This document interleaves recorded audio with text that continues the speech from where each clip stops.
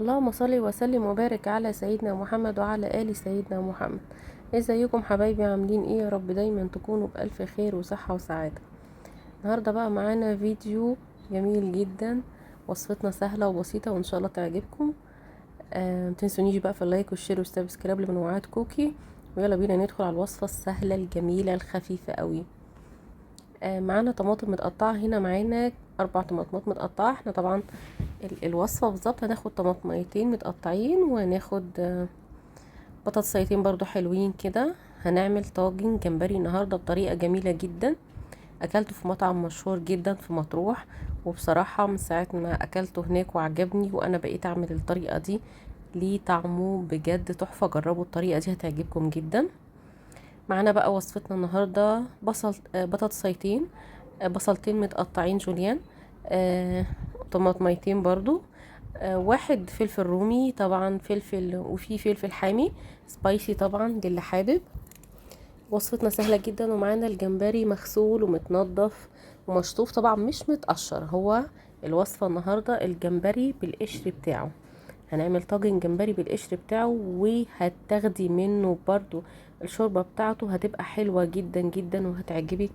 وان شاء الله دايما كده يا رب اكون عند حسن ظنكم. هنبتدي بس ننزل بالحاجات بتاعتنا. هناخد نص كمية البصل كده. طبعا احنا معانا، انا كان معايا كنت مقطعة لاني كنت بعمل حاجة تانية، كان هيقع حصل خير. كده بالظبط بصلاية حلوة كده كبيرة محترمة، او بصلتين تمام. و طماطميتين برضو او 3. فلفل هنا سبايسي برضو، احنا حطينا قرنين فلفل سبايسي لان احنا عايزينها حراقة شوية. و وواحد رومي تمام كده. واحد رومي كبير محترم، او 2 رومي و2 سبايسي طبعا للي حابب سبايسي. اوكي. وهنحط عليهم بقى البهارات بتاعتهم علشان نقلب الخلطة كلها على بعضها. وصفتنا سهلة جدا وبسيطة جدا جدا، وبجد لو جربتوا الطريقة دي هتحبوها قوي. دي كده معلقة التتبيلة اللي هي ملح على ثوم على فلفل، دي بتبقى تتبيلة حلوة قوي. وبرضو هنا معانا ملح بس مش ملح كتير، معانا ملح قليل. دي بابريكا اللي فيها الكتل، دي بابريكا. ودي بهارات سمك وروزماري وفلفل اسمر وتوم باودر وكزبرة طبعا. ملك ملكة السمك الكزبرة والكمون طبعا. يبقى كزبرة، كمون، فلفل اسمر وملح.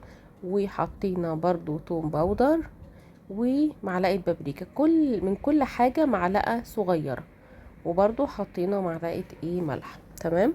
وحتة الدقة الحلوة دي اللي هي بقى الثوم الني بتاعنا فيها، والفلفل المضروب، وعليها برضو الملح بتاعها، بتدي طعم حلو قوي وتست عالي قوي لأي تتبيلة سمك. دي من الحاجات اللي انا بعتمدها في اي تتبيلة سمك. بحط عليها منها، وفيها كمون وفيها كزبرة وفيها فلفل اسمر. فلفل اسمر بيبقى بسيط، وعليها الكمون والكزبرة بتاعته. تمام. وهنا طبعا بنعصر ليمون. انا كنت بعصر بس ما كنتش واخده بالي الكاميرا مفتوحة ولا لا.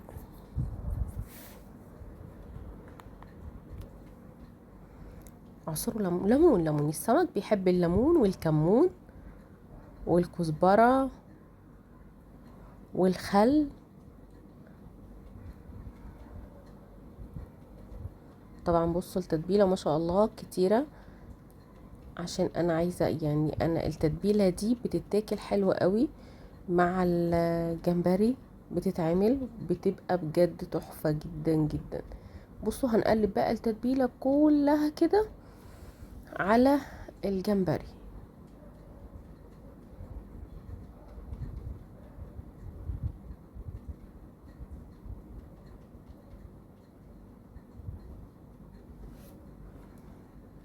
هنقلبها حلوة قوي قوي في الجمبري، وهنسيبها نص ساعة. وبعد كده ننزل بيها في حلة على النار. الحلة محطوطة على النار والعة، وحلة كده تسخن حلو على النار. وننزل بالجمبري بتاعنا بالخلطة بتاعته بكل حاجة. هننزل بيها بس على النار، نديها صدمة وتشويحة حلوة قوي قبل ما ننزل بيها في الطاجن بتاعنا. استنوا ما تروحوش في اي حتة، كملوا الفيديو للاخر ان شاء الله يعجبكم، وتشوفوا البطاطس كمان هنحطها فين في الطاجن بتاعنا. بصوا كده بعد ما بنحطها بنبتدي نحرك الحلة كده، بننطقه، بنقلبه بطريقة سهلة بسيطة. عايزة تقلبيه بمعلقة بسبيتيولا براحتك، بس يعني الأسهل ليكي.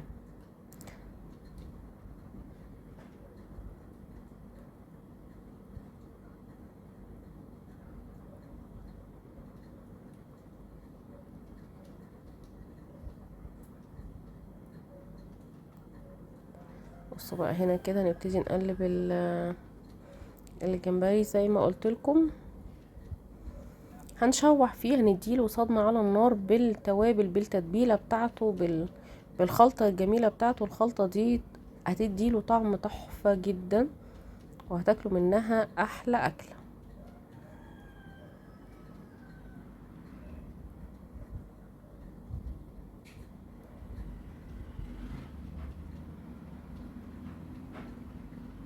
متنسونيش بقى في اللايك والشير والسبسكرايب. بصوا هنا كده مع التقليب طبعا الجمبري بيبتدي يغير لونه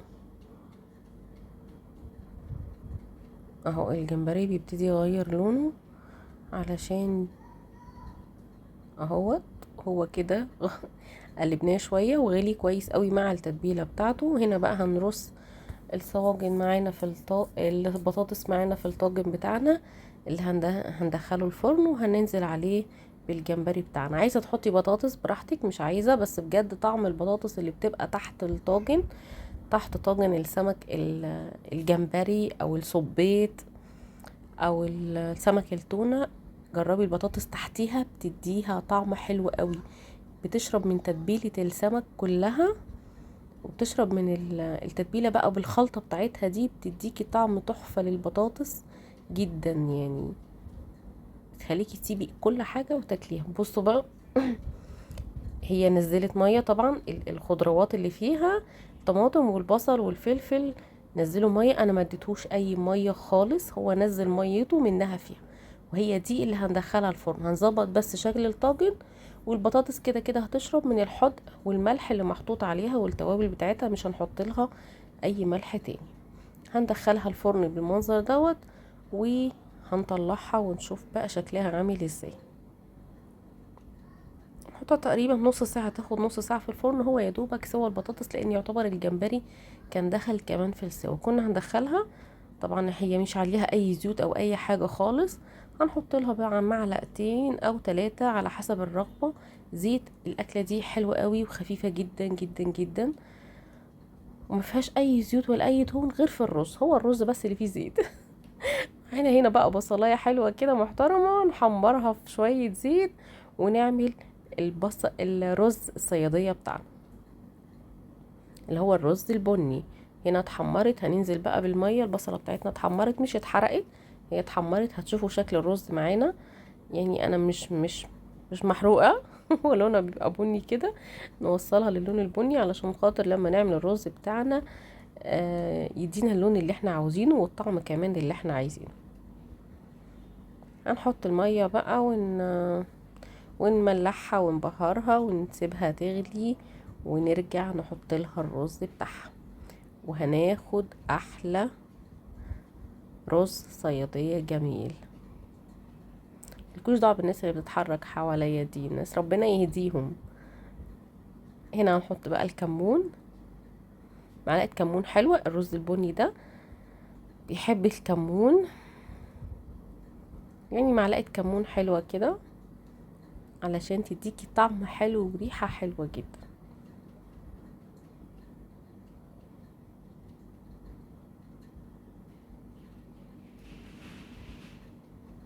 ننزل بكوباية مية تانية ونسيبها بقى تغلي مع نفسها.